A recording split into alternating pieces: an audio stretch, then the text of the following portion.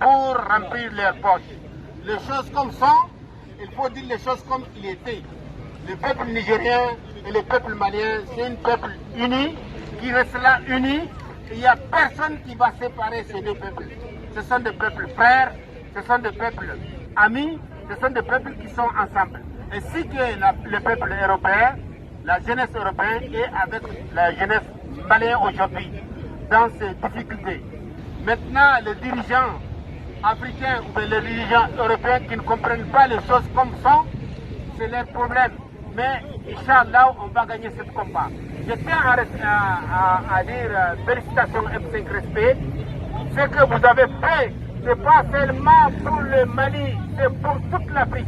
Madame la coordinatrice, merci beaucoup. Je vais juste rajouter sur ce que le président a dit. Bazoum, qui est le président du Niger, oui. Macky Sall, qui est le président du Sénégal, et aussi le président de la Côte d'Ivoire, voilà, ont tout fait pour que la CEDEAO puisse sanctionner le Mali.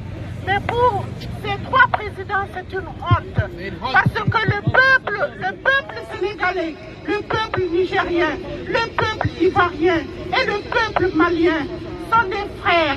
C'est des peuples inséparables depuis nos pères de l'indépendance jusqu'au jour d'aujourd'hui. Qui dit malien, dit nigérien. Qui dit sénégalais, dit malien. Qui dit malien, dit ivoirien. Qui dit ivoirien, dit burkinabé. Qui dit burkinabé, dit nigérian. Qui dit nigérian, dit tous les peuples qui souffrent au Mali, qui souffrent en Afrique.